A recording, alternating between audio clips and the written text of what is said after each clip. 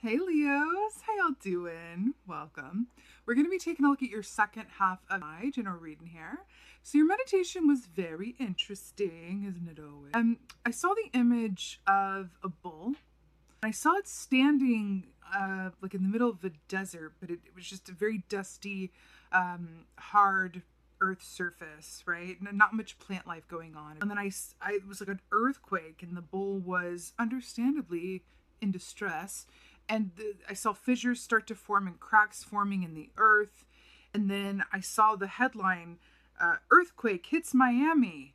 And then I saw all this water coming through the cracks in the earth, and it turned into like a large body of water. And then the bull was floating in the water, calm again. And then I heard the song Float On and the lyrics, We All Float On Okay by Modest Mouse. Very interesting. Earthquake hitting Miami. What I take from that is that, first of all, Miami is a very, tropical climate. It's very warm there. It's prone to a lot of rain. But at the same time, an earthquake hitting Miami, that would really be news. It's not somewhere that is prone to earthquakes, at least as far as I know. So it's an interesting take on that, where it felt like a weird, like a shocking headline. But then the water came in to kind of ease off the heat. Remember, there's nothing living. There wasn't a lot of plant life or vegetation or animals. It was just this bull alone in this very arid, hot climate. And then the earth cracked and the water came up, and suddenly the bull was just floating, really calm again. So it's interesting. Bull animal medicine, it's Taurus energy, of course. Bull animal medicine is very much about prosperity, physical prosperity, material abundance, and that kind of, assured financial gain and feeling really, really successful and accomplished in what you're doing and where you are. So it's really, really fascinating. I do feel like you could be in for a bit of a shakeup, but it feels like a positive one. But even a shakeup, even though it's positive, can be a bit startling. But I feel like there's something about a lot of water and flow, hydration being introduced into your landscape during this time. But it feels, like float on. We all float on. It feels good. It feels like I said, like hydrating. But now let's go ahead and see what your cards have to say. Hey Leos, let's go ahead and see what your animal energy is for the second half of... Right. This makes sense. Okay, let's talk. So first of all, whenever you get an animal energy that is of your same element, as in tarantula, which is fire energy, and you guys being fire signs, is very auspicious. And that's a nod from the universe to go, this is going to be a significant time for you.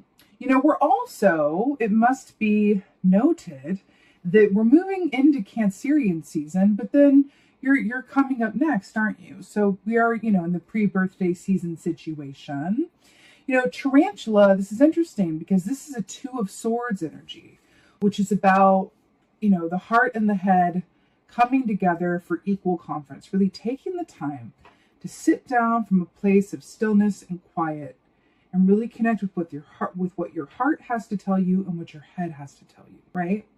The other aspect of tarantula energy is if it speaks of a bit of a trepidation or moving forward very slowly, because either the path isn't clear or the next step is only revealing itself once you've completed the step before it, right? So I only get the next brick in the yellow brick road once I've placed my feet on this one, and then the next one, right? So there's something about the path revealing itself with the tarantula energy here. But this is moving forward with a little bit of trepidation or in an unsure, not completely confident way. This makes a lot of sense to me. Given the bull that is an earth land animal being suddenly in a large body of water, right? That would be the equivalent of like Miami, like getting an earthquake. Like you wouldn't see that coming. You know what I'm saying? They would sooner get a hurricane than an earthquake. You know what I'm saying? So there's something in that for you. Something in that for you. This tarantula energy here. Okay. Spider energy is tarantula, of course, but spider energy also relates to writers as well. Maybe having a lack of confidence or feeling unsure about writing, sharing your work in some way or expanding your work in some way. All right, let's see what's going on. Let's see what's going on. Okay, Leos. It's just variations on a theme. The Hanged Man, right. So again, this is a major arcana, which is a fated or destined event. So again, this is a significant time period we're looking at for you. So the Hanged Man is all about, it's another pause situation.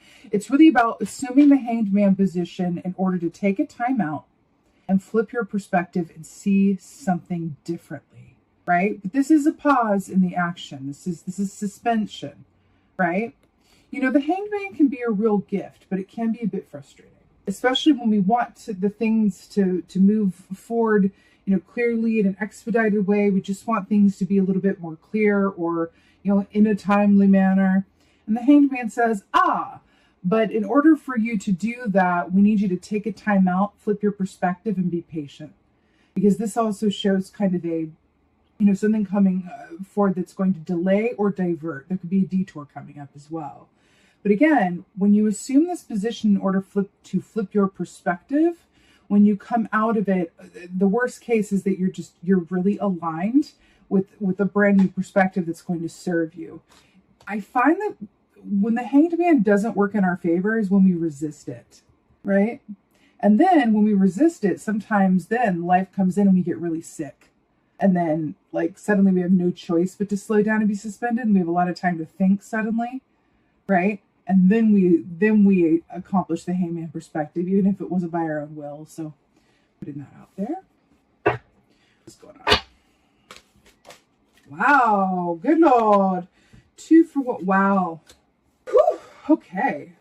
So we got Judgment here, another major arcana. So this is look back with pleasure. What's really fascinating about this is that everyone's looking to the past. Can you see this? You got the 8 of Cups here in the 3rd position. We'll get to that. But the 8 of Cups, tiger is looking this way. This possum is looking this way. It's really interesting. So with this snake, redbird's looking this way, though, must be said. The Judgment key is very much about look back with pleasure, reviewing the past so that you can move forward, unencumbered, aligned with your highest and best potentials, right? So often, it's part of the human experience. So often our past experiences, our fear from the past, all of the things that we've, you know, accumulated over our lives, emotionally, mentally, habit-wise, belief system-wise, like I said, they can really affect our decisions and our choice-making abilities from a subconscious, sometimes conscious, but really a subconscious place where we're making choices from fear, but we're not even really fully aware that we're doing it. Like making the safe bet, going the smart road, even though if we were to take some time out, right? Both of these are about time out and really access what our heart and head is saying, what our intuition is saying. We might go, you know what? I'm feeling something else, right? This is what I probably should do, but then I'm feeling this over here, right? It can require some real bravery in order to make those kinds of choices. And it's interesting because you have the bull in your meditation, which is about assured physical manifestation and abundance, right? So it's interesting. I feel like you're going to have some choices ahead of you. I feel like they're going to be, you know, related to how you make money or how you move forward in a physical material way. You know, when you have options before you and one seems like a safe bet and it's gonna, you know, the money is there, the possibility is there, the ease is there, but from a feeling place, your higher self is going, that ain't it, right? It can be very, very difficult. That's why it's the plot of so many movies. Because it's very dramatic and it's rare to be able to say, like, you know what? No, I've got to follow my feeling. Even though by following this feeling, I'm walking off in the moonlight, not really knowing what's going to happen. I'm honoring feelings and trusting that as a result of doing so, I will be rewarded and my success is assured, right? I feel like there's something coming up with this, and I feel like it's quite a significant soul lesson or soul marker that once you pass through it, you're going to kind of ascend to a new level of reality, which is great in terms of manifestation. So, 8 of Cups here. This is really in alignment with what we were talking about. This is really moving on from people, places, things, aspects of yourself that cause emotional dis-ease within you, right? This is saying, okay, I don't feel good about, XYZ. I'm going to move on. I'm going to lay that to rest. See all those bones here? These 8 of Cups. It's saying no more of this. I'm saying no to this. I'm tired of this. I don't want to go about this anymore. I'm tired of overthinking. I'm tired of putting others before myself, just as examples. I'm tired of, taking the easy way out. I'm tired of, going down this train, even though it's giving me a lot of, money or abundance, but I emotionally, I'm not feeling it, whatever it is. And choosing to really follow the path that feels good to you. And there's this ship coming in here, and there's a whole body of water, right? Again, with this water aspect. Did you know that tiger energy equates to the moon from an animal energy perspective, which is about intuition, psychic senses, and really embracing the unknown?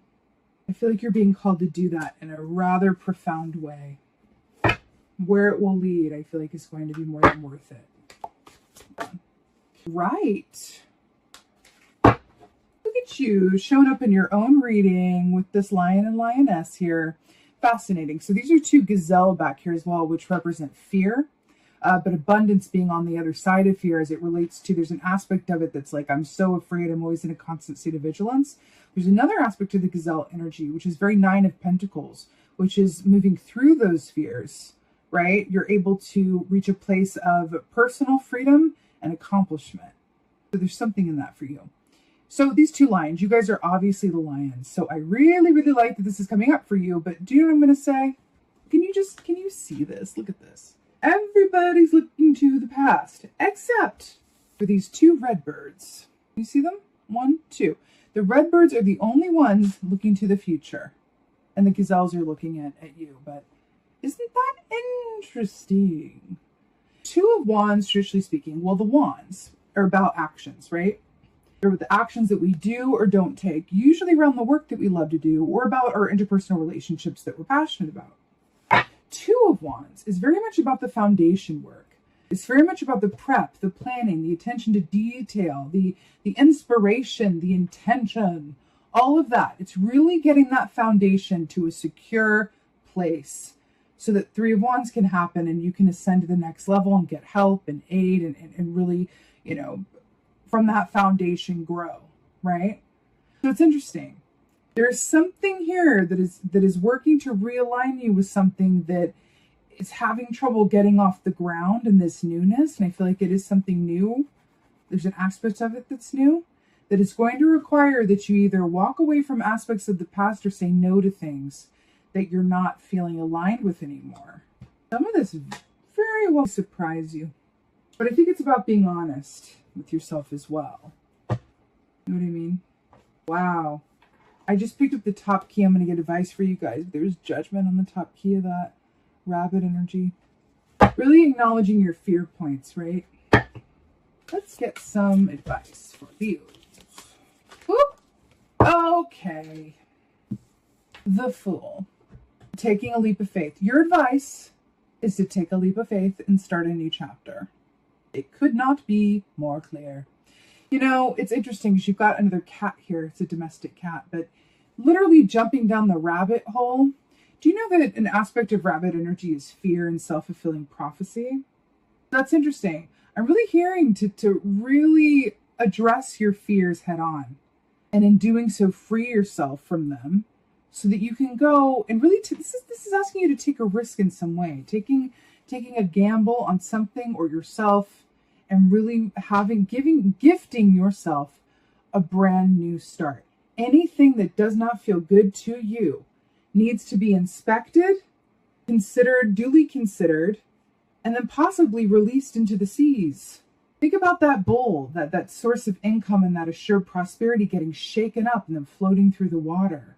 I do feel like there's an aspect of that coming, but you're really being called to embrace the newness of it and embrace the potential and possibility that's on the other side of that rabbit hole. Sometimes this comes when we've already been very successful, and then the universe comes in and goes, well, that was great. You've learned that soul lesson. You've had that success. Now it's time to do something else, to change it up in some way, right? I'm telling you, it is not a linear path. Nothing is. Life is twists and turns. Believe me, as you know, I'm sure you know that. That's what it is. So it's really about embracing those twists and turns, and kind of like the bull, we all float on okay. Feels like what this is, right? The fool who floats. That's what this feels like. The fool who floats. It feels really good, but again, that aspect of the shakeup is going to require some change and some trust on your behalf to follow the path as it unfolds step by step. Let's get an oracle. I'm feeling like this one. Let's get an oracle. Oracle for Leo. Oh, okay. Let's get into it. We got the Desert Prince. Survival, false promises. I mean, first of all, it's the desert with a big body of water. And I saw that in your meditation. You have another lion here coming up in your own reading. I saw the desert in your meditation. And then I saw this big body of water coming in. It's fascinating. Survival, false promises, the Desert Prince. This is that kind of lack mentality that comes from, you know, I don't want to walk away from a sure thing. I don't want to walk away from, you know, having this sort of income or potential of income or whatever, or this stable situation of some sort, because I'm afraid that if I do that, that I'm not going to get as good as I've had it. There's not going to be anything better than this. I got to stick it out. Survival, false promises. I do feel like there is something, it is not what it seems. And what do I mean by that? If you don't feel, let me put it to you this way. Let's say that you're at a job that you make a lot of money at and you have a lot of like acclaim for, and it's, you know, that's sorted, right? But you have this crippling anxiety that follows you. This is just an example. You can't sleep. You have this crippling anxiety, right? Then who's winning there? Are you, if you're not happy, right? If you have, you know, these aspects of yourself that are literally sounding the alarm for you to take notice and switch it up, what's really going on? It's actually a trope in a lot of movies where it's like the person gets everything they want, but they're really miserable. And they're like, why? It's actually the premise of a lot of Hallmark movies as well, where it's like they have to go home again to remember who they were and simplify their life. The reason is that those are all material things, right? But how's your soul doing with that tarantula? How is your emotional core doing? How do you feel about where you are? Do you believe and can you claim that your life is meant to be enjoyed and that there is a potential where you have everything that you needed more and feel really happy about it? That is the question. Would you be willing to undergo a shakeup and live in the unknown for a bit in order to align yourself with something that is going to give you more happiness? Something to think about, Leo. This is some definite, you know, soul lesson level situation here, but we are looking at your pre-birthday season. I feel like it's aligning you for something coming up that's going to be incredibly joyous. So with that being said, I'm sending you so many blessings for your second half of July. I so hope that this helped and resonated. If so, please let me know in the comments below. I love reading your comments. Please like, share, and subscribe. I would so appreciate that. And with that being said, just thank you. Thank you, each and every one of you, for being here. And most of all, and as always, thank you for being you. And be well. Until next time.